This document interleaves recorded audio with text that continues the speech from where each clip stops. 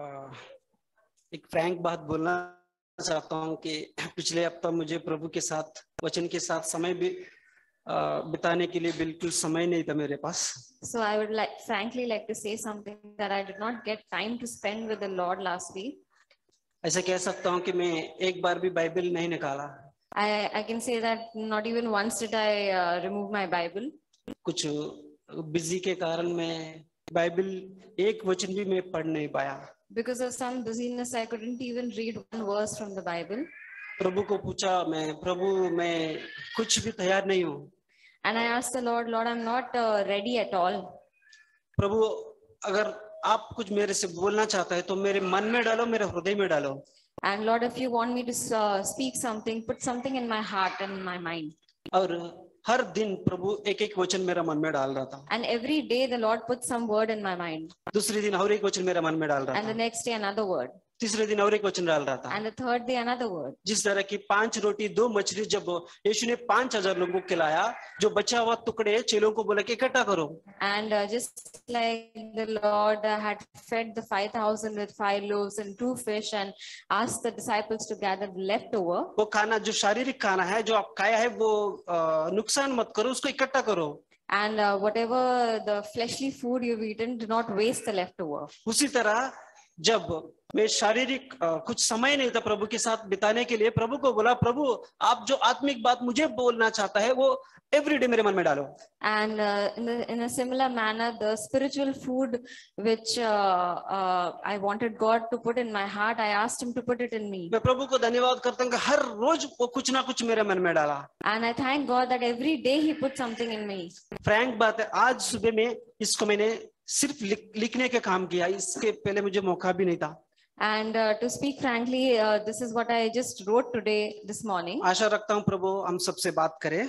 And I hope God will speak to all of us. So हम Bible खोलेंगे Matthew chapter 7, Matthew का 7वां अध्याय. And we will read from Matthew chapter 7. 13वां वचन से आगे से हम पढ़ेंगे. Verse 13 onwards. So मैथ्यू 7:13 से 2 रास्ते के बारे में लिखा गया है. And Matthew chapter 7, it talks about 2 ways. So वहां पर यीशु मसीह कहा कि सकेत फाटक से प्रवेश करो. And over there the Lord says, enter through the narrow gate. और एक है जो लंबी है, जो रास्ता लंबी है उसमें से भी प्रवेश करो. And there is a way which is broad. और आगे देखते हैं कि 15वां वचन से हम देखते हैं कि जैसा पेड़ वैसा फल. And 15th verse onwards we see that the fruit is just like the tree. और आगे हम देखते हैं कि 24 से आगे कि 2 नींव के बारे में लिखा गया. And in verse 24th onwards it talks about 2 foundations. So मैं आज वो बातें बोलना चाहता हूँ कि जो मसीह लोगों के जीवन में हमारा नींव कहाँ पर होना चाहिए. And what I want to talk about today is about the foundation for Christians. Bible में प्रभु ने हमको हमेशा मसीह लोगों को सावधान करते हैं शुरुआत के दिनों से. And the Lord has we Christians have always been warned from the starting. कई मसीह लोग कहते हैं कि मैं प्रभु में हूँ, मैं सब कुछ कर सकता हूँ. And a lot of Christians say that they are in the Lord, they can do anything. या फिलिपियंस 4 में लिखा है कि जो मुझे सामर्थ्य देते उससे मैं सब कुछ कर सकता हूँ. Or as it says in Philippians 4 that the one who gives me strength, I can do anything. लेकिन आपको परमेश्वर ने जब इस्राएलियों को धर्मशास्त्र दिया, उसने कहा कि कुछ चीज करो, कुछ चीज नहीं करना है. But when the covenant was given to the Israelites, they were told to do something and not to do something. या परमेश्वर की आदर करो, माँ बाप की आदर करो और उसकी स्तुति, सब कुछ लिखा है. लेकिन कुछ बोला, कुछ वचन आगे लिखा है कि चोरी नहीं करना, व्यभिचार नहीं करना, लाल नहीं करना. ये बहुत बात बोला कि कुछ नहीं करना है. Like those commandments said, honor God, honor your parents. And further ahead it also says something about do not murder, do not steal. हम आज की संसार में हम कहेंगे, कई लोग कहेंगे प्रभु में है तो सब कुछ कर सकते हैं आप. And in the world today we can say that because we are in the Lord we can do all things. मैं उसके लिए मैं कभी एग्री नहीं होना चाहता हूँ. But I do not want to agree with that. मुझे कुछ चीज नहीं करना है. There are certain things I don't want to do. यीशु ने कहा कि जो रास्ता जो चौड़ा है उसमें बहुत लोग प्रवेश करेगा, लेकिन वो विनाश के लिए जाएगा. And Lord said that the way is broad, but that broad road leads to destruction. और यीशु ने कहा कि उस मार्ग पे मत जाओ जो चौड़ा है, बहुत लोग जा पाएगा लेकिन अंत में उसकी नाश होने वाला है. And the Lord said that that broad way is going to lead to destruction, and many are going to walk यहाँ on पर it. परमेश्वर अपने लोगों को वो चेतावनी दे रहे कि कुछ मार्गों से हमें नहीं जाना है. So the Lord is warning his people that there are certain ways through which his people should not go on. आप कहेंगे प्रभु कैसे जी पाएंगे इस धरती में? So we will say that how are we going to live on this earth, लेकिन Lord? प्रभु ने कहा और एक रास्ता है, उसमें से प्रवेश करो. But God said that there is one more way through which you should enter. जो रास्ता सकेत फाटक की जैसे बहुत कम ही लोग उसमें जाएंगे, उसमें से आप प्रवेश करने के लिए कोशिश करो.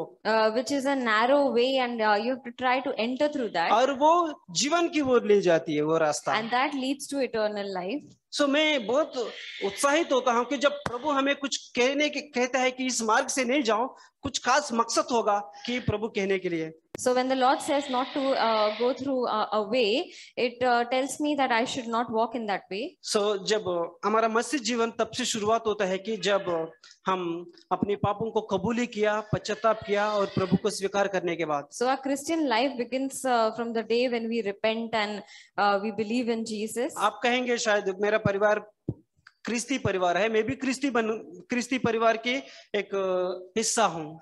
You may say that you are because you're born in a Christian family, so you are a Christian. आप कहेंगे कि मेरे पूर्वजों ने मसीह लोगों को एक्सेप्ट किया है, मैं उसकी रीति रिवाज के अनुसार मैं भी क्रिस्ती बन जाएगा.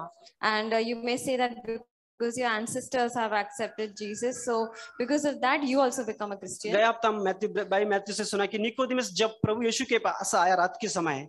Last week we heard from Brother Matthew that when Nicodemus came to Jesus at और night, यीशु ने उसको बोला कि आपको नया सिर से वापस जन्म लेना होगा. and when Jesus told him that he would have to be born again, लेकिन निकोदेमुस को ये बात समझ में नहीं आया. but Nicodemus couldn't ये understand कैसे this. हो सकता है? That how is it possible? जो काम हमसे नहीं है वो प्रभु करना चाहता है. But what is not possible through man उसी is तरह possible हमारा through मसीह God. जीवन जब हम पापों की कबूली करते हैं और हम कहते हैं कि मैं मन फिराव करना चाहता हूं और यीशु को अपने उद्धारकर्ता के रूप में स्वीकार करते हैं, तब हमारा मसीह जीवन की शुरुआत होती है. So similarly in our Christian life, when we repent and that we come to the Lord, that is how our Christian life starts. तब से नहीं है जब आप अपने पूर्वजों की रीति रिवाज पर या पूर्वजों के आधार पर आप जीते हो. It is not based on what our ancestors have done and what they have believed in, but it is what we do. So Matthew 7 verse 24 में लिखा है. Matthew chapter 7 verse 24. Can you read, brother? इसीलिए जो कोई मेरी यह बात सुनकर उन्हें मानता है वह उस बुद्धिमान मनुष्य के समान ठहरेगा जिसने अपना घर चट्टान पर बनाया. 25. और मेघ बरसा और बाढ़ आई और आंधियां चली और उस घर से टकराई, फिर भी वह नहीं गिरा क्योंकि उसकी नींव चट्टान पर डली गई थी. So यहाँ पर दो नींव के बारे में प्रभु यीशु हमें बता रहे हैं. So over here Jesus talks about two foundations. एक है जो बुद्धिमान और एक है बुद्धिहीन जो नींव पर अपना घर बनाना चाहता है. And one is a wise man and another is a foolish man. याद रखो दोनों घर बनाना चाहता है. Both of them want to build a house. जैसे कुछ लोग प्रभु के लिए तीव्र इच्छा है प्रभु के पीछे चलने के लिए, Like there are people who have really earnestly desire to follow God. और कुछ लोग है प्रभु को एक हल्का से ले लेते हैं, प्रभु के वचन को, प्रभु की मार्ग को, प्रभु के राज को हल्का से लेते हैं. And there are some who take the Lord's kingdom and everything very lightly. मैं ये चाहता हूँ कि जो कोई प्रभु की बात सुनकर उसको अभ्यास में करता है वो अपना घर चट्टान पर बनाया जैसा रहेगा. So whoever hears God's word and practices that is the one who builds his house on the rock. जरूरी नहीं कि आपके उत्पत्ति से लेकर रेवल्यूशन का सारी जानकारी आपको दिमाग में हो, ये जरूरी नहीं है, लेकिन हर एक वचन प्रभु करने के लिए कहता है. अगर उस वचन को आप करेंगे हम कह सकते हैं कि आप एक चट्टान पर बनाया हुआ घर की तरह है. So it's not necessary to know everything from Genesis to Revelation, but it is about what is practiced. क्या हमारा जीवन में हर दिन हम जो अभ्यास करते हैं कि जो प्रभु ने कहा है, and to obey and practice it every day in our life what God has commanded. और एक व्यक्ति के बारे में लिखा है वहां पर, And it talks about one more person. verse 26. Verse 26. परंतु जो कोई मेरी यह बात सुनता है और उन पर नहीं चलता वह उस निर्बुद्धि मनुष्य के समान ठहरेगा जिसने अपना घर बालू पर बनाया. So यहाँ पर लिखा है कि वो भी प्रभु की बात सुन रहे हैं. So even in verse 26, it says that even this person hears the word of God. याद रखो कलीसिया में ऐसा लोग भी है जो प्रभु की बात सुनते हैं उसको अभ्यास में करते हैं. So let us remember that there are people in the church who hear the word but do not act on them. अभ्यास करते हैं. But act on it. कुछ ऐसे भी लोग हैं वो भी वचन सुनते हैं लेकिन अभ्यास नहीं करते हैं. And there are others who hear the word but do not act on it. और दोनों घर बनाना चाहता है. And both of them want to build a दोनों house. कलीसिया में रहेगा. Both of them are in the दोनों बोलेगा church. कि प्रभु यीशु मेरा प्रभु है. And both of them say that Jesus लेकिन is their अंतर Lord. ये है कि उनकी नींव कहाँ पर है. But the difference is where is their foundation? वचन कहते हैं कि एक का नींव है चट्टान पर है और एक का नींव सिर्फ बालू पर है. The word says that one's foundation is on rock and the other one's foundation is on sand. याद रखो ब्रदर्स एंड सिस्टर्स हमारी मसीह जीवन में हर एक के जीवन में जैसा वचन में लिखा है कि मेघ बरसेगी आंधी आएगी तूफान आएगी. And brothers and sisters, let us remember then that in each one of our lives there will be rain and storms and trials. हमने सबने अनुभव किया होगा क्या है वो आंधिया क्या है वो तूफान क्या है वो मेघ क्या है हमारे जो पर आ चुकी है. We all must have experienced those storms in our life. लेकिन एक चीज है आपको स्थिर कर सकती है. But there is one thing which can hold you still. जो कोई यीशु मसीह के ऊपर विश्वास किया और उसकी वचन को अभ्यास में रखा और प्रैक्टिस किया वो उस तरह वो एक इमारत जो मजबूत नींव पर बांधा हुआ एक इमारत की तरह है. And that is whoever believes in Jesus Christ and his word and acts and practices on it is the one who will build his house on the rock. मैं धन्यवाद करता हूं कि अगर आप मेरी जीवन को मैं कुछ बताना चाहूंगा कि जब मेरा माँ बाप अविश्वासी थे. So from my life I would like to say something that when my parents were unbelievers, मुझे कोई एक उदाहरण के रूप में कोई नहीं था मुझे अगुवाई करने के लिए. there was no one to lead me or to set an example before me. लेकिन यहाँ पर बहुत सारे जवान भाई बहनों हैं. आप लोग अपने विश्वासी भाई बहन माँ बाप है आपके पास साथ सपोर्ट करने के लिए. आप लोग कितना धन्यवाद होना चाहिए उसके प्रति. But over here there are so many of you young brothers and sisters who have believing parents and you should be so thankful for them. कितना सारे बच्चे हैं जो अपने माँ बाप विश्वासी भाई बहन प्रभु ने आपको वो एक उदाहरण के रूप में रखा है आपके सामने. And so many of children and young people are here who have believing parents. लेकिन जब 17 साल की मेरी जवानी जीवन को याद रखूंगा मेरे पास ऐसा अगुवाई नहीं था ना मेरे माँ बाप नहीं था ऐसा. But when I remember my 17-year-old self, I did not have anyone to lead me like that. और मुझे कोई एक उदाहरण के रूप में दिखाने के लिए कोई भी व्यक्ति नहीं था उस समय. And there was no one in my life who could show this an example. मैं प्रभु को धन्यवाद करता हूँ कि जो मैं मेरे माँ बाप के द्वारा नहीं मिली ना कलीसिया से कुछ उदाहरण रूप नहीं मिली उस वक्त प्रभु ने मेरे जीवन में काम किया. So I thank God that although I did not get these things from my parents or from the church, but the Lord showed it to me. प्रभु ने सही समय पर मेरे जीवन को पकड़ा.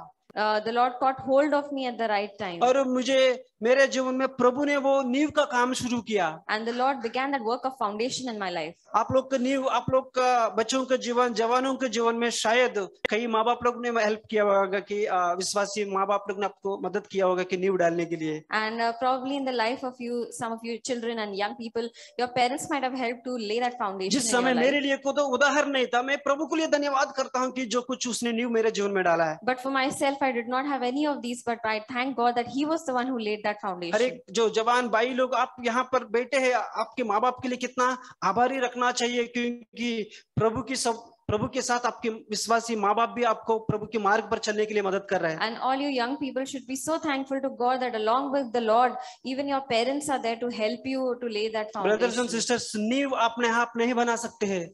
Brothers and sisters, that foundation cannot be laid on its own. एक तो आपका जीवन में कोई नहीं है तो प्रभु खुद आके काम करना होगा. If there's no one in your life, the Lord will come and help you. और प्रभु आपको 99% सपोर्ट करेगा वो 1% जो है वो आपको माँ बाप करेगा. And the Lord will support you 100% and अब वो नींव और मजबूत रहेगा. And that foundation will be very strong. लेकिन जब आपका नींव बन गया लेकिन इसके ऊपर इमारत बनाना काम आपका है भी. But once this foundation is laid, to build the house is something you have to do. बस इसलिए 24 में लिखा है जो कोई मेरी बात सुनकर उन्हें मानता है वो बुद्धिमान मनुष्य समान ठहरेगा जिसने अपना घर चट्टान पर बनाया। And that's why it says in verse 24, therefore everyone who hears these words of mine and acts on them may be compared to a wise man who built his house on the rock. Proverbs 9 verse 1 to 4 please सब लोग अपना वचन खोले, इसको ध्यान से सुने। Proverbs 9 verse 1 to 14 and let's turn to Proverbs 9 verse 1 to 14. यहाँ एक बुद्धिमान और एक निर्बुद्धि की एक डिफरेंस बताया गया है। So over here it talks about a foolish and a wise person. याद रखो, बुद्धिमान यहाँ पर लिखा है कि बुद्धिमान एक मकान बनाया, and over here it talks about that the wise person built a यानी हम house. कह सकते हैं कि ज्ञानी एक मकान बनाया, That means a intelligent person built the house.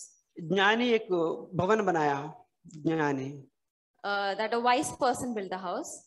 और उसने 7 खंबे को खड़ा किया उस घर भवन बनाने के लिए। And the person built 7 pillars to build that house. अगर चाहे तो आप घर पे जाके इसको अध्ययन कर सकते हैं, मैं सिंपली बताना चाहता हूँ। ज्ञानी भवन बनाया 7 खंबे लेकर।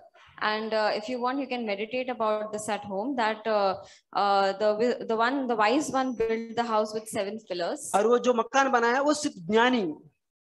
And that the house that was built was out of wisdom. और उसने उस भवन में मांस रखा और द्राक्ष रस रखा। And in that house they kept food and wine. और वो ज्ञानी अपने दोस्तों को बुलाया ताकि जाकर नगर में जो लोग खड़े हैं, जो बुद्धिहीन है, उनको बुलाओ भवन में। And the wise person went out and called the foolish people into his house. और ज्ञानी के पास 2 दोस्त थे, वो माउंटेन पे चढ़कर पुकार रहे थे कि जो बुद्धिहीन है हमारे तरफ देखो। And the wise ones, they went onto the mountain and called for those to come to them. और वहां पर और एक व्यक्ति है जो अज्ञानी है। And over there is another foolish person. Proverbs 9 verse 14 में लिखा है कि एक अज्ञानी के बारे में लिखा गया। And it talks about the person in उसने घर तो बांधा लेकिन वो एक साधारण आंगन की जैसा है। And this person also built the house, but naive person also built the और house. दोनों जाकर लोगों को आमंत्रित कर रहे हैं। And both of them went out and invited people in. और यहाँ पर हम देख सकते हैं, बहुत इंटरेस्टिंग है, आप ध्यान से देखो कि ज्ञानी जो है वो भी स्वागत कर रहा है और अज्ञानी है वो भी स्वागत कर रहा है। And it's very interesting to see over here that the wise person also invites and the naive person also invites. वैसे ही है आज कलीसिया में, अगर प्रभु की मार्ग पर चलने का है या प्रभु की मार्ग पर नहीं चलने का है, जैसे कि उस अज्ञानी और अज्ञानी है, सब लोगों को आमंत्रित दे रहे हैं। So similarly in the church also, just like over here, the wise and the naive both invite to walk into the ways. लेकिन अगर आप प्रभु की बात सुनकर और उसको मानते हैं, अभ्यास में करते हैं, वो उस व्यक्ति की तरह रहेगा, बुद्धिमान की तरह। But if you hear God's word and act on it, you will be like the wise person. और 1 Corinthians 3:11 1 Corinthians chapter 3 verse 11.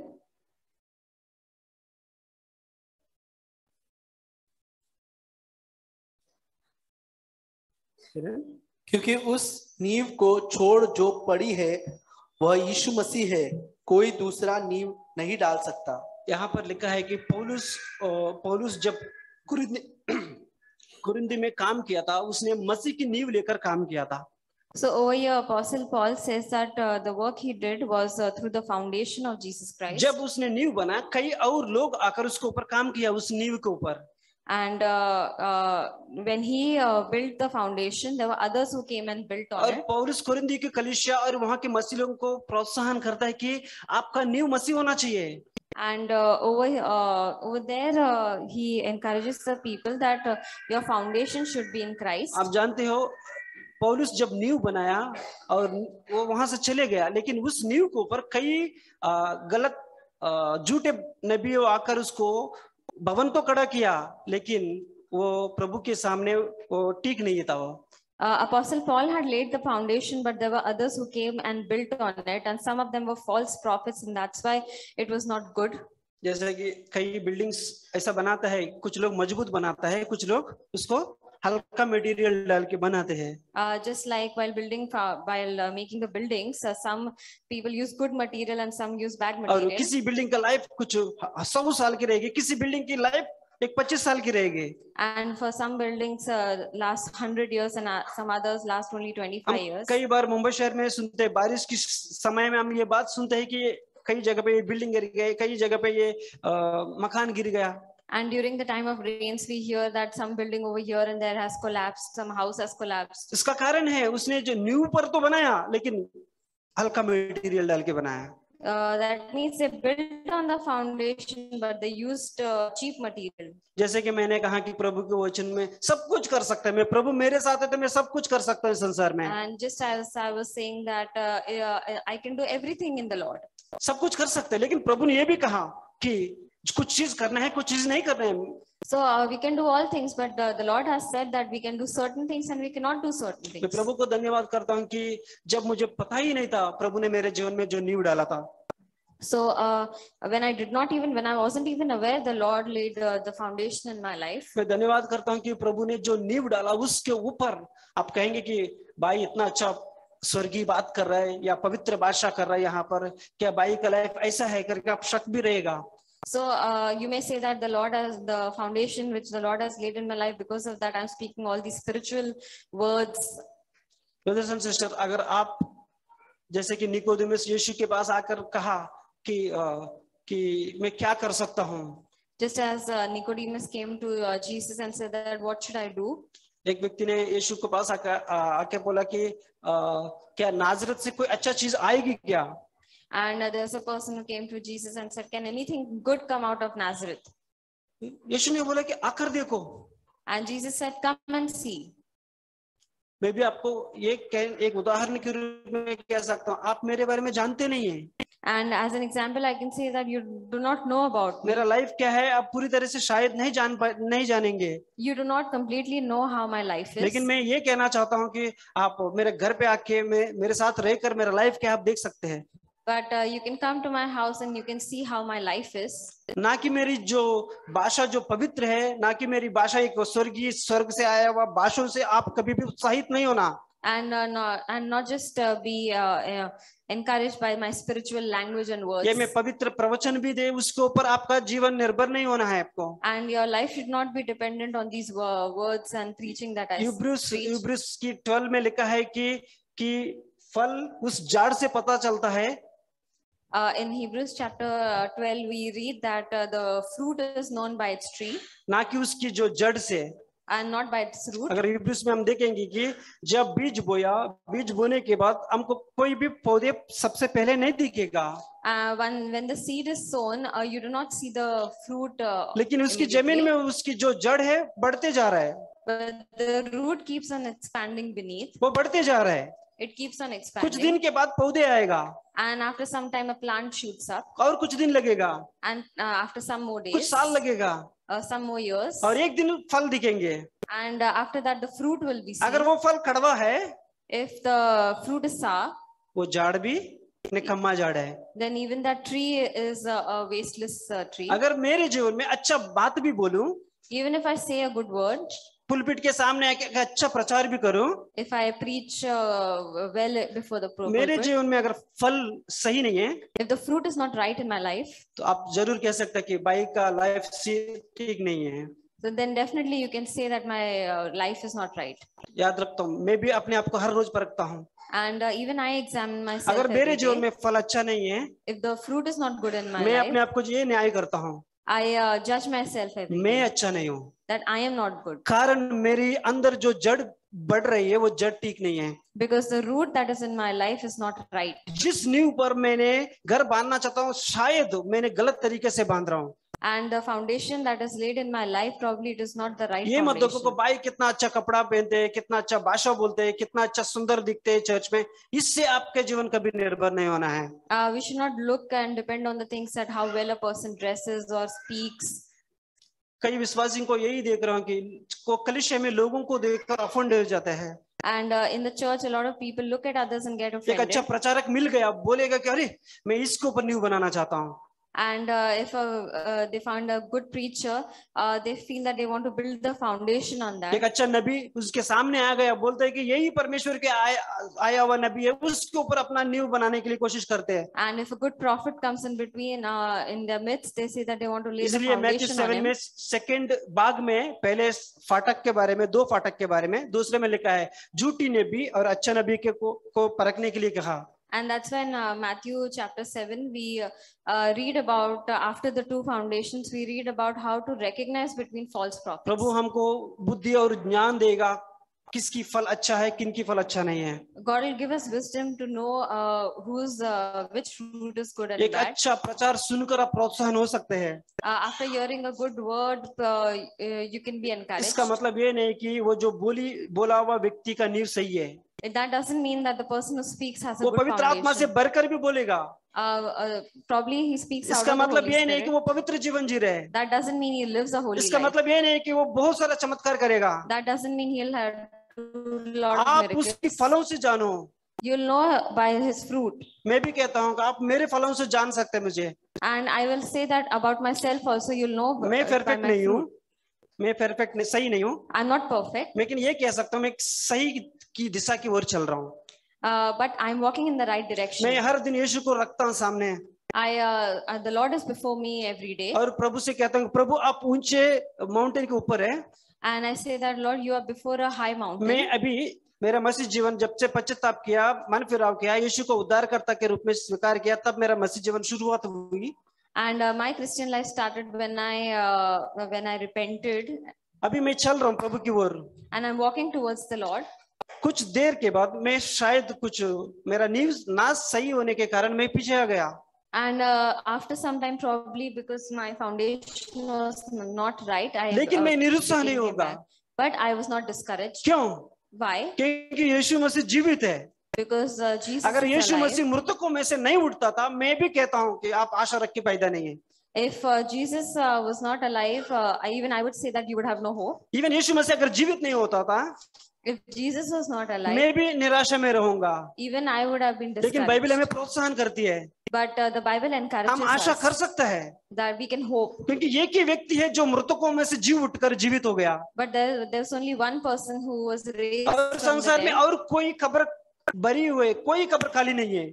and all the tombs are full.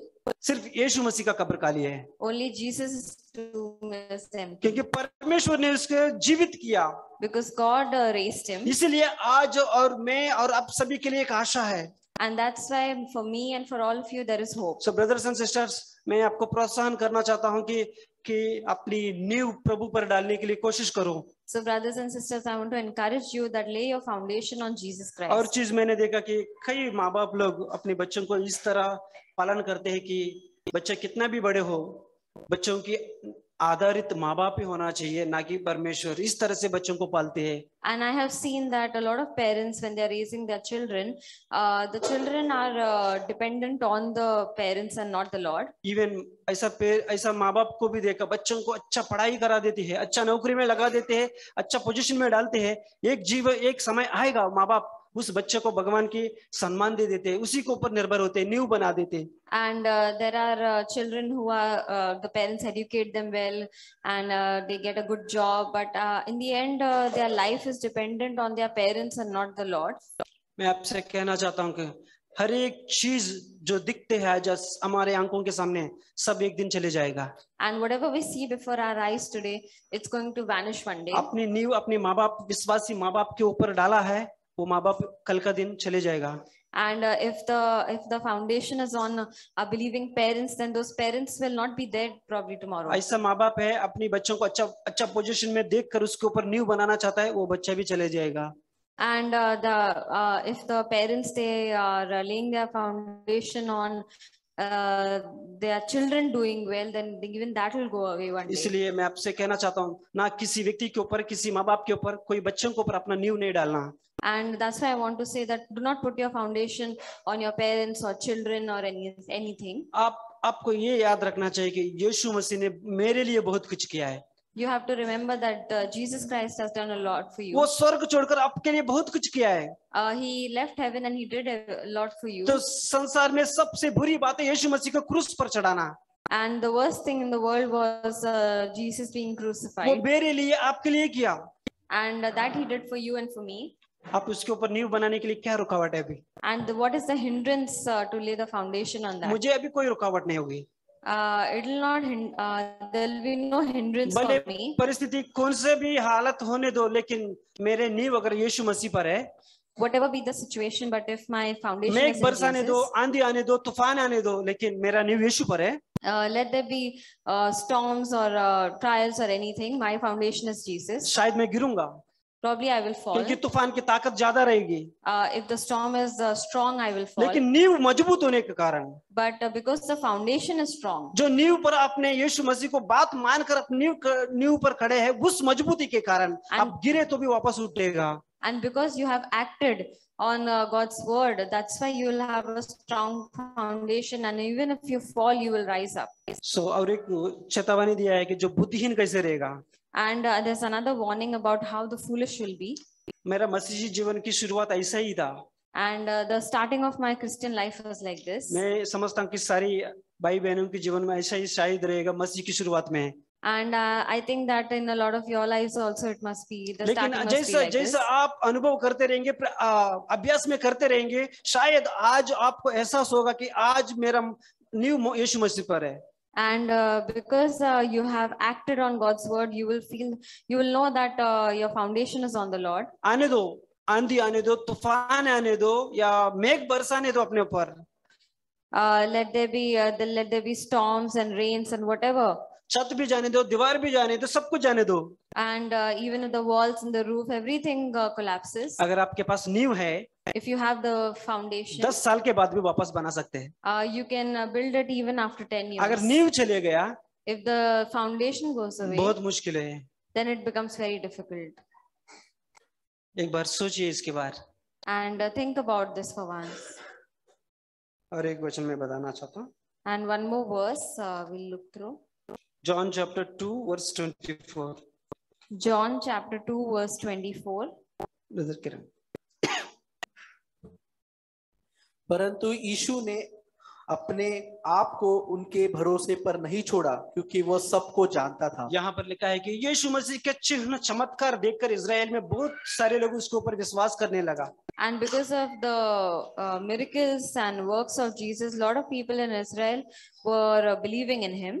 जैसे कि आज कलीसिया में कोई एक अच्छा जवान भाई बहन अच्छा गीत गाते हैं, कोई आके प्रोत्साहन करता है, ऐसा लगता है कि एकदम झाड़ पे चढ़ा दिया. And just like in the church, if some brother or sister sings really well and gets encouragement from others, it's यीशु मसीह को वैसे ही झाड़ पे चढ़ा दिया एक दिन. so similarly even Jesus was क्योंकि जो raised काम up चिन्ह like that. चमत्कार उसने किया, इजराइल में सारे लोग आकर उसको ऊंचा उठा लिया. And because of the miracles and signs he did in Israel, the लेकिन people just उसने raised अपना him. नींव उन लोगों को ऊपर नहीं डाला. But he did not entrust himself to वो them. वचन में लिखा है कि वो अपने आप को उनको समर्पित नहीं किया, लेकिन पिता को समर्पित किया उसने. And it says in the word that he did not entrust himself to them, but to the law, to सोचो God. मत कोई आपको प्रोत्साहन करे या ना करे, And whether someone encourages you or no, कोई आपको ऊंचा उठाया या नीचे गिराया है, whether someone raises you or no, उस आधारित पर अपना नींव नहीं डालना. you do not lay your foundation on that. मेरे जीवन में भी मैं कई निरुत्साह मैंने फेस किया खुद के परिवार से. And even I have faced a lot of discouragement from my मैं बोला family. प्रभु की योजना के अनुसार ही सब कुछ मेरे जीवन में हुआ. But everything happened in my life according to God's plan. मेरी माँ मुझे कोर्ट तक लेके गई, And my mother, she even took me to the court एक गलत इल्जाम डालकर. by accusing me falsely. मैं आज पीछे मुड़कर देख रहा हूँ, वो ऐसा करने के कारण मेरा नींव और प्रभु यीशु पर मजबूत हो गया. And because of all that happened, my foundation became even stronger. in शायद आपको Jesus. ऑफिस में लोग आपको इतना आपको शर्मिंदा करता होगा, आपको किसी को बहुत नीचा करता होगा, प्रभु को धन्यवाद दो उस समय. And probably in your office, a lot of people look down on you and insult you. Thank God for that. वचन कहता है कि जब आप निर्बल है तब आप बलवंत है. God's word says that when you are weak, then you are strong. जेनो आपका ऑफिस के लोग कोई भी आपको नीच कहेगा, उस वक्त आप किधर जाएंगे? बलवंत होकर प्रभु के पास जाएंगे। So in your office, when people put you down, what will happen? You will become strong in the Lord. आपके कॉलेज में जवान लोग आपको हंसी मजाक उड़ाएगा सबके सामने। And for you young people in the college, when your आपको लगेगा कि अरे others मैं make fun कुछ of भी नहीं you. हूँ, यीशु मसीह होने के नाते भी मेरे कुछ भी नहीं लग रहा है मुझे। And in spite of being in the Lord, there's और nothing वही in समय you. है, प्रभु को धन्यवाद हो, क्योंकि वही समय में आप प्रभु के पास जाएंगे। And that point of time, thank the Lord, because then वही you है, will मैं go to जब मैं God. निर्बल हूँ तब मैं बल हूँ। Because when we are weak, then we are strong. तो यीशु मसीह अपने आप को किसी और के हाथ में नहीं सौंपा गया है। So Jesus did not entrust himself to anyone else. उसने अपनी नींव पिता के पास डाला गया है।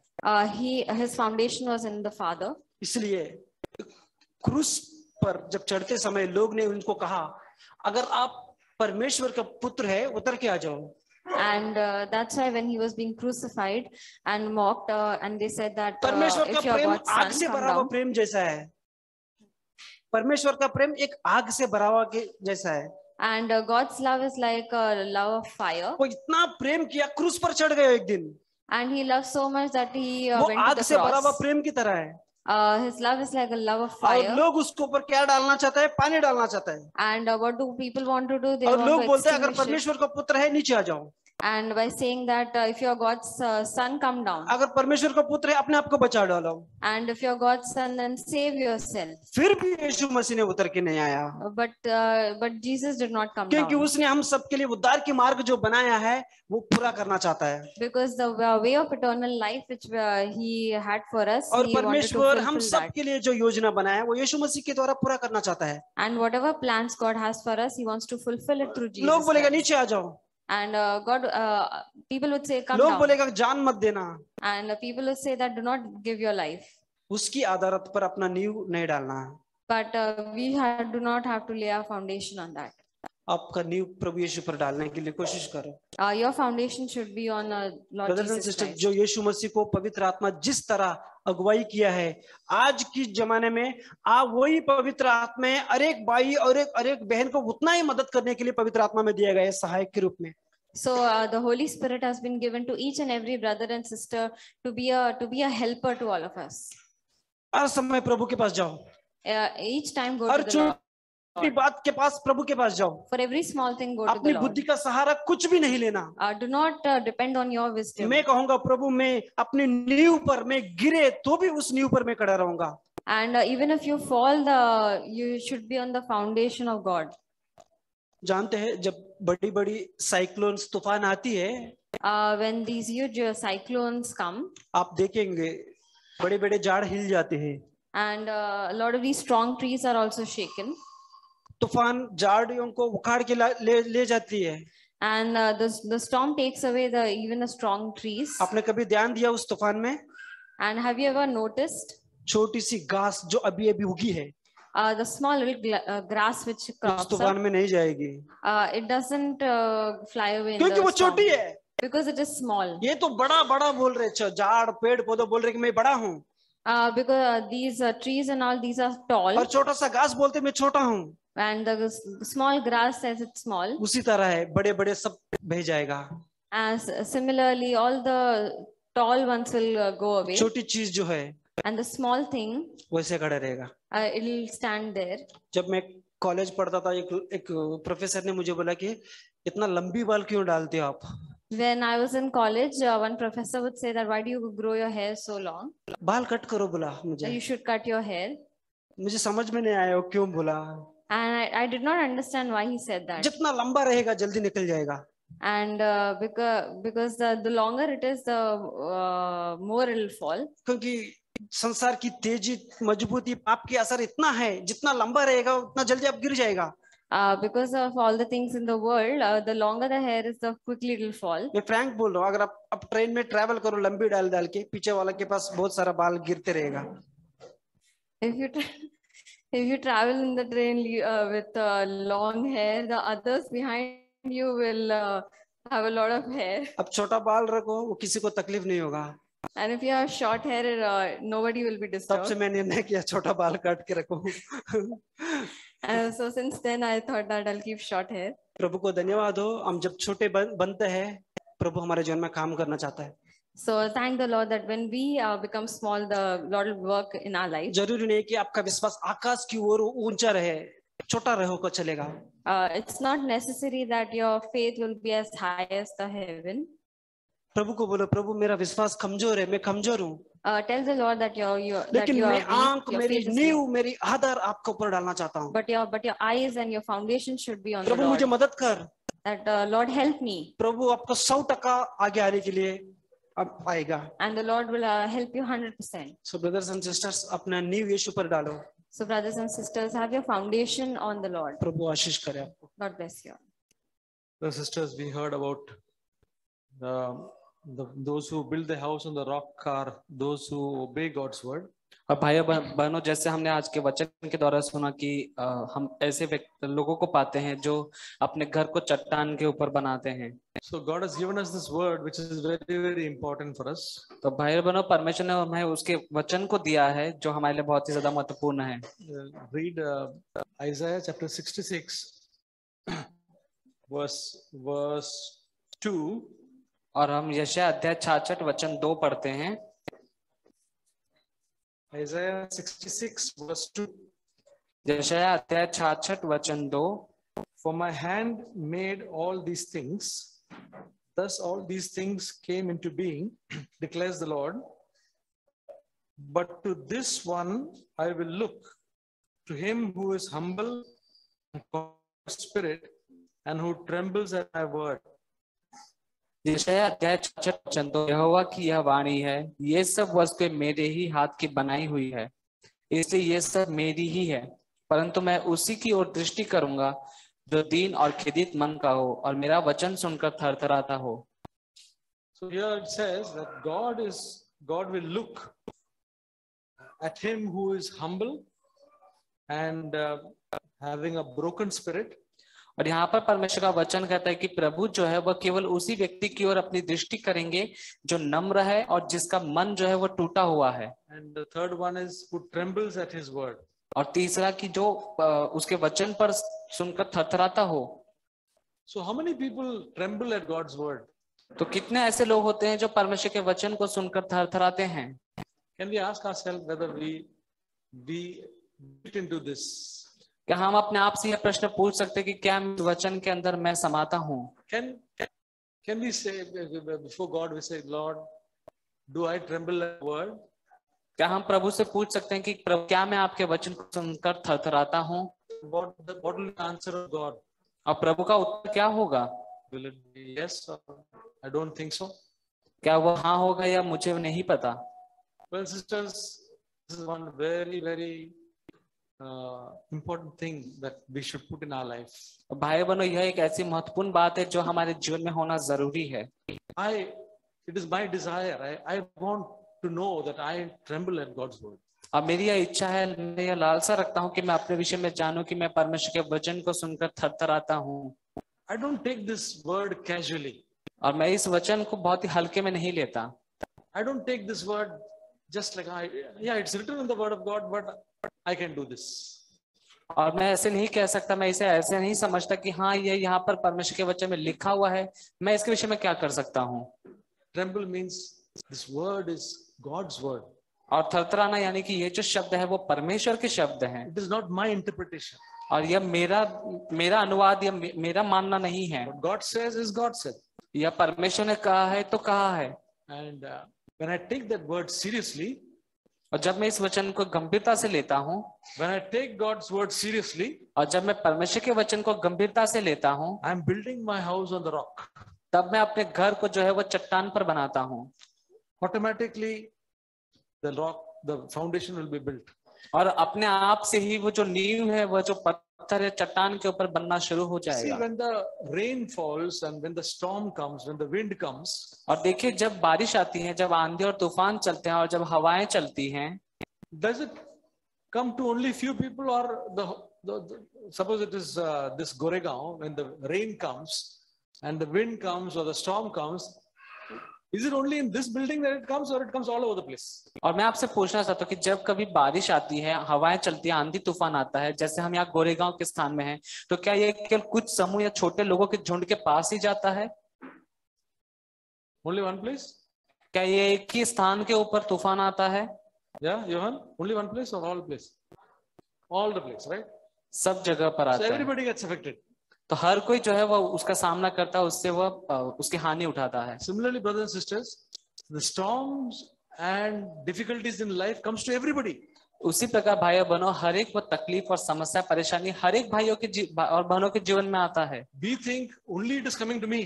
हम ऐसा सोचते हैं कि यह केवल मेरे ही पास आता है, Why all the problems are only coming for me? कि जो भी समस्या तकलीफ है वो केवल मेरे ही पास क्यों आती है? Sickness is coming to me. बीमारी जो है मेरे पास आती है, Children are having a lot of problems. That is only for me. और जो बच्चों की जो समस्या है वो सब मेरे पास ही आता है। People are troubling me. My neighbors are troubling me, and in my office always there is difficulty. और जो लोग हैं, जो पड़ोसी हैं, मेरे दफ्तर में जो लोग हैं, वो सभी मिलकर मुझे ही परेशान करते हैं। We feel I am the one who is going through all most problems. और हम ऐसा सोचते हैं अपने विषय में कि मैं ही एक ऐसा व्यक्ति हूँ जो इन सारी तकलीफों और समस्याओं से होकर गुजर रहा है। It is like saying that only this place where I am standing, the storm is falling. और ये ऐसे कहना है जैसे मैं इस जहाँ पर इस स्थान पर खड़ा हूँ, यहीं पर केवल बारिश और तूफान आ रहा है। That is not true. यह सच नहीं है। Each one of us faces the problems. हर एक व्यक्ति और हर एक भाई बहन जो है वो हर एक समस्याओं का सामना करते हैं, Unbelievers face the problem. और जो अविश्वासी होते हैं वे भी समस्याओं का सामना करते Christians हैं, also face the same problem. और जो मसीह हैं वे भी समस्याओं का सामना करते हैं। But लेकिन whoever's house is built on the rock, there will be a difference. लेकिन उनके घर जो चट्टान पर बने हुए वे खड़े रहेंगे। That's why even in the church, those who are building the house on the rock, they have a difference in the trials, and those who are not building the house on the rock will have a difference in their circumstances. और कलीसिया में भी हम देखते हैं विश्वासियों के बीच में, मसीह लोगों के बीच में, कि जिनके घर चट्टान पर बने हुए उनके ऊपर जब परीक्षा प्रलोभन आते हैं तब उसमें एक अंतर दिखाई पड़ता है, और ऐसे लोग जो विश्वासी हैं लेकिन चट्टान पर घर नहीं बनाए हैं, उनके जीवन में भी परीक्षा आने पर वो अंतर दिखाई देता है। All we have to do, brothers and sisters, is this word of God, whatever we understand about it, be faithful.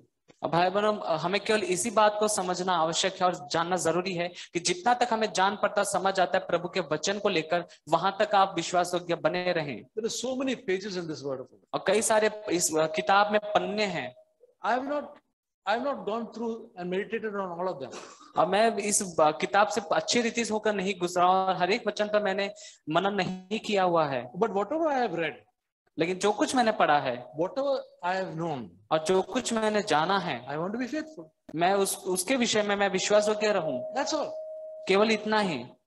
And then whatever situation comes, और तब जो कुछ तकलीफें और परिस्थितियां सामने आती है, God promises that He will take us through it. और प्रभु का यह वचन है, प्रतिज्ञा है कि वह हमें उसमें से होकर लेकर चलेगा। I don't want difficult situations, मैं चाहता नहीं कि मेरे पास तकलीफें आए, but if it comes, God will take care of it. लेकिन यदि वो मेरे पास आता है, प्रभु उसे संभालेगा। That confidence I have. और वह हियाव मेरे पास है, That I have. वह है मेरे पास। Brothers and sisters, the word of God is very, very important for us. और भाई बहनों, परमेश्वर का वचन जो हमारे लिए बहुत ही ज्यादा महत्वपूर्ण है। How many of us read the word of God? हम में से कितने परमेश्वर के वचन को पढ़ते हैं? Young people, please read the word of God. जवान हमारे बीच में जो है, आप कृपया करके परमेश्वर के वचन को पढ़ें। If you want to make your life stable in all situations, read the word of God and apply it to our lives. यदि आप अपने जीवन की हर एक परिस्थितियों में अपने जीवन को स्थिर बनाकर रखना चाहते हैं, कृपया करके परमेश्वर के वचन को पढ़ें। Amen. आमीन। मैं परमेश्वर का धन्यवाद करता हूँ जो कुछ भी सुना। I want to thank God for whatever we've heard today. ये हमारे सभी हर एक भाई और बहनों के लिए बहुत इम्पोर्टेंट मैसेज है। This message is very important for each of us, brothers and sisters. क्योंकि अगर हमारा फाउंडेशन अगर सही नहीं है, And because if our foundation is not correct, जैसे सोचो अगर ये बिल्डिंग का अगर फाउंडेशन सही है नहीं, पूरा बिल्डिंग गिर सकता है। if just imagine if this building didn't have a good foundation, the whole building can collapse. और कुछ चीज में जो मेरे थॉट में आया था वो चीज मैं बांटना चाहता हूँ। Some things which were coming to my mind that I want to share with you. Ephesians chapter 2 verse 8 में लिखा है, Ephesians chapter 2 verse 8 it says, लिखा है कि विश्वास के द्वारा अनुग्रह ही से तुम्हारा उद्धार हुआ है और ये तुम्हारी ओर से नहीं वरन परमेश्वर का दान है। For by have been saved through faith, and that not of yourselves, it is the gift of God. और ये इसमें लिखा है कि विश्वास के द्वारा अनुग्रह के द्वारा उद्धार तुम्हारा हुआ है। Here it says that by God's grace you have been saved, और ये हमारा फाउंडेशन है and this is our foundation, और इसके ऊपर हमको खड़ा रह के हमको चलना है and on this we have to grow, और ये परमेश्वर का दान है। and this is God's word. और इसके लिए ये पाने के लिए हमने कोई भी अच्छा काम या अच्छा कर्म इसे द्वारा नहीं मिला है। And to get this we didn't get it through our works or good works, और 9 में लिखा है और ना कर्मों के कारण ऐसा ना हो कि कोई घमंड करे। and not as a result of works, so that one may boast. कोई भी अच्छा काम अगर हम सोच रहे हैं कि मैंने किया है इसलिए परमेश्वर ने मुझे एक्सेप्ट किया है, परमेश्वर इसलिए मुझे बुलाया है, तो वो हम गलत है। यहाँ पर लिखा है कि कोई भी इस बात का घमंड ना करे कि तुम्हारा अच्छा काम के लिए। And if anyone thinks that because of my good works God has accepted me, that is wrong. Here it says not as a result of works, so that nobody should be boastful. परमेश्वर को मुझे accept करने के लिए मेरा कोई अच्छा कर्म या अच्छा काम नहीं है, बट ये सिर्फ और सिर्फ हमको ये हमेशा लाइफ टाइम हमको याद रखना चाहिए, सिर्फ और सिर्फ यीशु मसीह ने जो हमारे लिए किया है उसके बेस पर मैं यीशु परमेश्वर के पास जा सकता हूँ। This we have not received because of my good works or anything that I have done, and we should remember this for a lifetime, that we got it only based on the works of Jesus Christ. इसीलिए परमेश्वर मुझे स्वीकारा है, and that's why God has received me, इसीलिए परमेश्वर मुझे धर्मी ठहराया है, and that's why God has claimed me righteous. जब फॉर एग्जाम्पल हम जब परमेश्वर के सामने जाते हैं, when we come before God, हम किस तरह जाते हैं परमेश्वर के सामने कि how do Prabhu we come before God? प्रभु मैं आज बाइबल पढ़ा, 1 घंटा प्रार्थना किया, हम हमारा विचार में काफी सारा चीज रहता है। God, I've read your word, I've done this thing. In our thoughts there's so many things. क्या ऐसे सिनर कि प्रभु मेरे को आज भी मुझे आपका जरूरत है, मुझे प्लीज मैं अपने कोई अच्छा कर्म को लेकर नहीं, बट प्रभु मैं एक पापी के जैसा आता हूँ तेरे पास, मुझे प्लीज आपका नीड है आज। But we need to come before God as a sinner and say, God, I'm a sinner and I need you even now, and please help me. That's how we're supposed to come before God. मैं बताना चाहता हूँ कि इस तरह से अगर हम जानोगे, इसका परिणाम ऐसा होगा कि आप किसी पर दोष नहीं लगाओगे। And if we come like this before God, then we will never be able to blame anyone else. और मैं बताना चाहता हूँ कि मैं ये बोझ के लिए नहीं बोल रहा हूँ कि ये मैं इसलिए बता रहा हूँ कि ये पॉसिबल है कि परमेश्वर हमारे हर एक का जीवन में कर सकता है। I'm not telling this to to boast, but God can do this to anyone, in anyone's life. मैं जब भी मैं अपने आप को कोई सिनर से या प्रोस्टिट्यूट या कोई मर्डर किया हुआ रहेगा उससे कंपेयर करता हूँ, whenever I compare myself with any other sinner or prostitute or anyone who was murdered, मेरा एक फ्रेंड है, there's a friend of mine. उसने मर्डर किया है, He has murdered someone. उसने अलग अलग काम किया, बहुत सारा केसेस उसके ऊपर है। He has done so many things and there's so many cases in him. जब मैं उससे मिला, When I met him, मेरे मन में मैंने बोला कि प्रभु मैं इससे अच्छा नहीं हूँ। in my heart I said, God, I'm no better than this मैं person. ऐसा सोच नहीं सकता कि मैं इस भाई से बहुत अच्छा हूँ। I cannot think that I'm much better than this person. उस भाई को जब मैं गले लगाया, When I hugged that person, उस भाई को ये भी बोला कि एक मेरा फ्रेंड है, उसको बोला कि हम दोनों सेम है, कोई डिफरेंट नहीं है।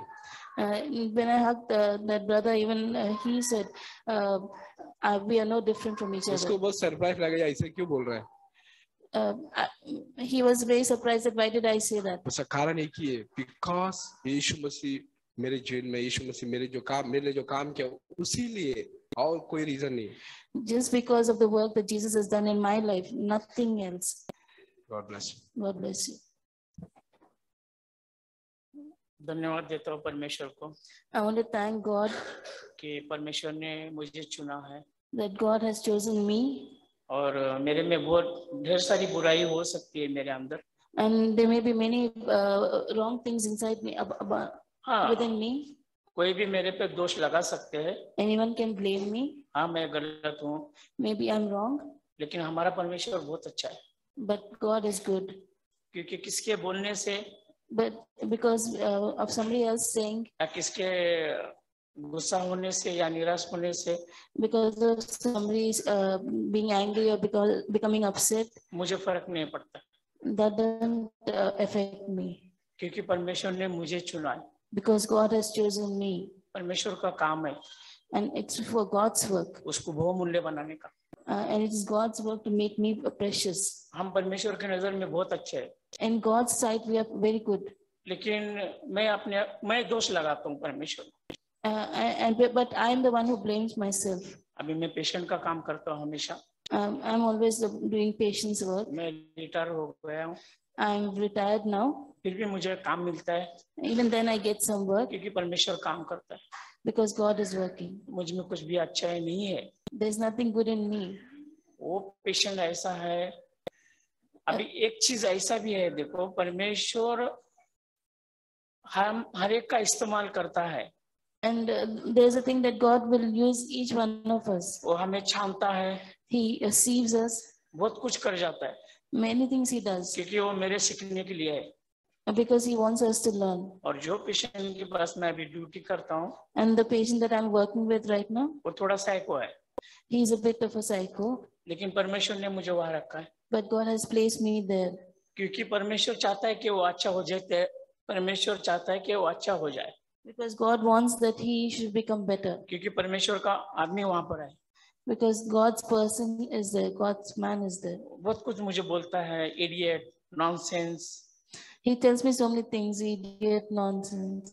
मुझे कितना सहन करना चाहिए, How much I should be troubled. क्योंकि मैं ये परमेश्वर ने मुझे चुना है, Because God has chosen me. इसीलिए उससे प्यार भी करना है मुझे। And that's why I will love that person. हाँ, मैं आपको यकीन नहीं करता मैं कितने साल से मसीह में हूँ या कितने साल से चल रहा हूँ, ये मुझे कुछ फर्क नहीं पड़ता।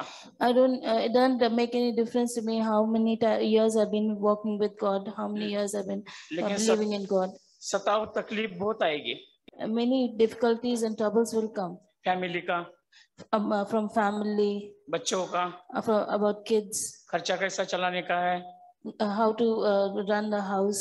मैं मेरे बच्चों को बोल सकता हूँ कि ये पढ़ो, वो पढ़ो, ये करो, नहीं, परमेश्वर उनके जीवन में कार्य करेगा, मेरे दबाव से नहीं करेगा। I can tell so many things to my children, do this, do that, study this, study that, but God is the one who should lead them and guide them.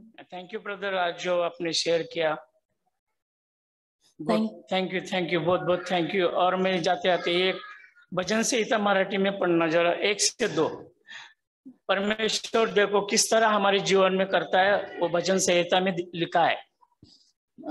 Can someone read in Marathi Psalms?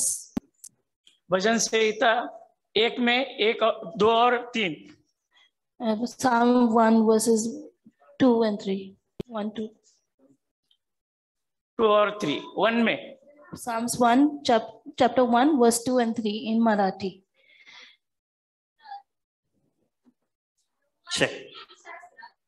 संतोष आहे आणि तो दिवसा व रात्री त्याच्या नियमशास्त्रात ध्यान लावतो, आणि जे पाण्याच्या ओघाजवळ लावलेले झाड आपल्या ऋतूत आपले फळ देते, ज्याची पाने कोमजत नाही त्यासारखा होईल, आणि जे काही तो करतो ते साधेल. So I was meditating on Matthew chapter 2. और मैं मत्ती के अध्याय 2 पर मनन कर रहा था। So before that I want to share that. और इसके पहले कि मैं आपसे उसके विषय में बांटूं, मैं कहना चाहता हूँ, This Bible was written by Holy Spirit. और यह जो पवित्र शास्त्र है, पवित्र बाइबल है, यह पवित्र आत्मा के द्वारा लिखा गया है। So this is in the format of Holy Spirit. तो यह इसका जो लेखक है, रचयिता है, वह पवित्र आत्मा है। So for .pdf you have to open it in PDF reader. और जहां पर वो डॉट लगाकर जो PDF लिखा होता है, उसे PDF रीडर में ही आप पढ़ सकते हो। So .mp4 you have to play it in a MP4 player. और जैसे कि एक डॉट लगा के MP4 लिखा रहता है, तो वहां पर आप उसे MP4 प्लेयर में ही चला सकते हैं। If you swap it, you won't get anything. और यदि आप उसको बदल देंगे तो आपको उसमें से कुछ भी नहीं मिलेगा। So that is the same with the wise man and the foolish man. और यही अंतर हम पाते हैं उस बुद्धिमान पुरुष के बीच, पुरुष और मूर्ख पुरुष के बीच में। So we can read the same Bible with the help of the Holy Spirit by the submission of the Holy Spirit. तो हम उसी एक बाइबल को पवित्र आत्मा के अधीनता में होकर पवित्र आत्मा की अगुवाई में पढ़ सकते हैं। And we can also read without the help of the Holy Spirit. और हम बिना पवित्र आत्मा की सहायता के भी इस वचन को पढ़ सकते हैं। I want to share that in Matthew chapter 2. और मैं आपसे मत्ती के अध्याय 2 से बांटना चाहता हूँ। So here the context is Jesus is born. और यहाँ पर हम देखते हैं वचन का वह संदर्भ जो यीशु मसीह के जन्म के विषय में है। Jesus is born in Bethlehem. और यीशु मसीह का जन्म बैतलहम में हुआ। If you read Matthew 2, यदि आप मत्ती के 2 में पढ़ते हैं verse 1, वचन 1, now after Jesus was born in Bethlehem of Judea in the days of the Herod the king, behold, wise men from the east came to Jerusalem. और हम पढ़ते हैं मत्ती अध्याय 2 वचन 1, हेरोदेस राजा के दिनों में जब यहूदिया के बैतलहम में यीशु का जन्म हुआ तो पूर्व से कई ज्योतिषी आकर यरूशलेम में आकर पूछने लगे। So Jesus is born, but some people coming to Jerusalem. और हम देखते हैं यीशु मसीह का जन्म हुआ है, लेकिन कुछ लोग जो है वो यरूशलेम में आए हैं। Bible didn't call them by name, by their names, but Bible calls them as a wise men. और यहाँ पर बाइबल अक्सर हम देखते हैं लोगों के व्यक्ति के नाम लेकर वहां पर बताते हैं, लेकिन यहाँ पर हम लोगों के नाम नहीं पढ़ते। वहां पर वो कहते हैं कि बुद्धिमान पुरुष। I will tell why they are called as a wise men. और यहाँ पर मैं विचार कर रहा था कि क्या उन्हें ज्योतिष या बुद्धिमान कहा गया है। If you read the second verse saying, where is he who has been born King of the Jews? For we have seen his star in the east and we have come to worship him. और हम वचन 2 में आगे पढ़ते हैं, यहूदियों का राजा जिसका जन्म हुआ है कहाँ है, क्योंकि हमने पूर्व में उसका तारा देखा है, उसको प्रणाम करने आए हैं। They saw the star. उन्होंने एक तारे को देखा। That star denotes the Holy Spirit. और वो जो तारा है वह पवित्र आत्मा को दर्शाता है। They are connected to the Holy Spirit. और वे पवित्र आत्मा से जुड़े हुए थे। So they are like, if the star moves, they will move. और इसका मतलब था कि जब तारा वहां से तारा हिलेगा तो वे वहां से आगे बढ़ेंगे। If the star stops, they will stop. यदि तारा रुक जाएगा तो वे रुक जाएंगे। If you read what that star did to them, यदि आप देखें कि उस तारे ने उनके साथ क्या किया, so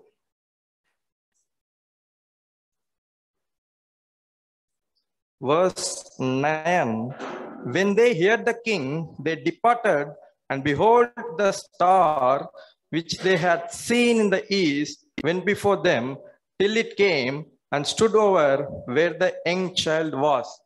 और हम वचन 9 में आगे पढ़ते हैं, वे राजा की बात सुनकर चले गए और जो तारा उन्होंने पूर्व में देखा था वह उनके आगे आगे चला और जहां बालक था उस जगह के ऊपर पहुंचकर ठहर गया।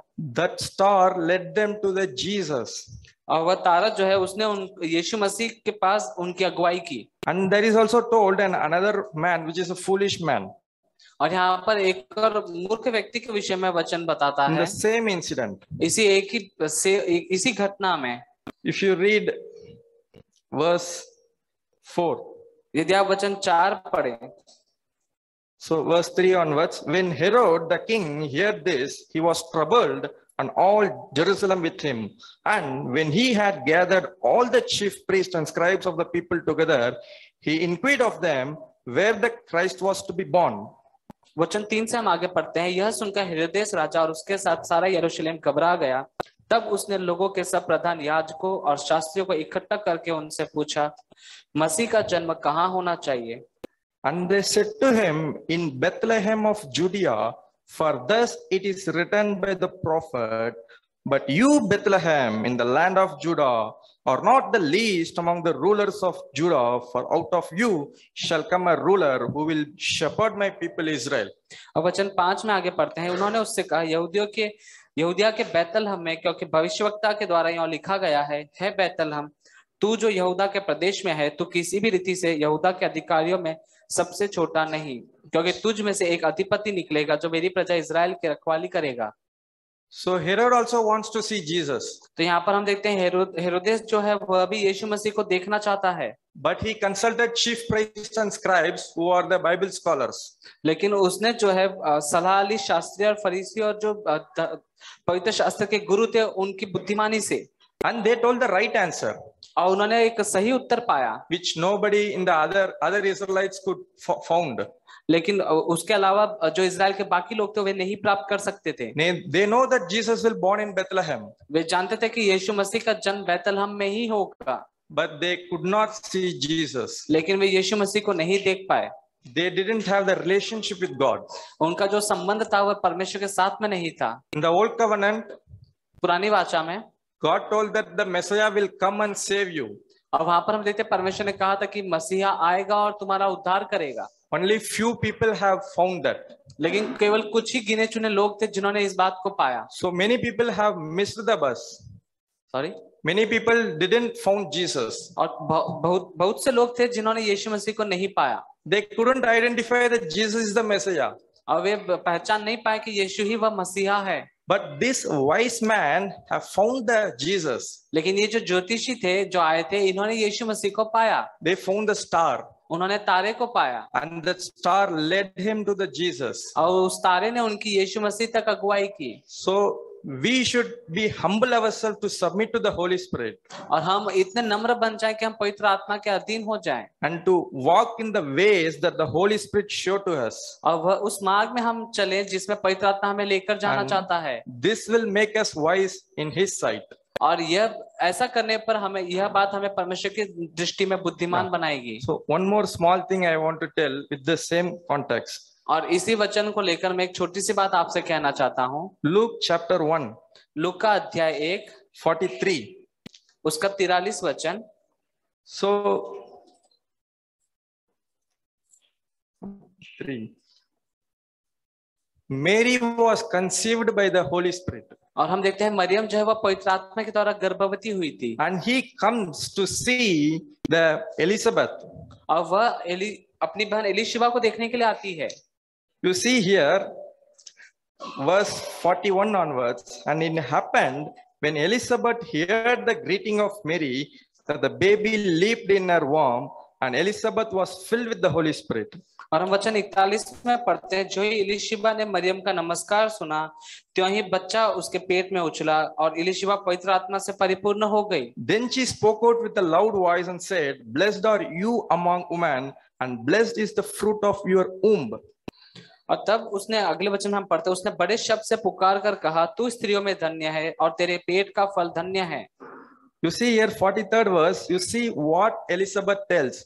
He tells that, but why is this granted to me that the mother of my Lord should come to me? और तब 43 वचन में आके हम एलिशिबा कहती है, हम पढ़ते हैं, यह अनुग्रह मुझे कहां से हुआ कि मेरे प्रभु की माता मेरे पास आई। See how she addresses Mary.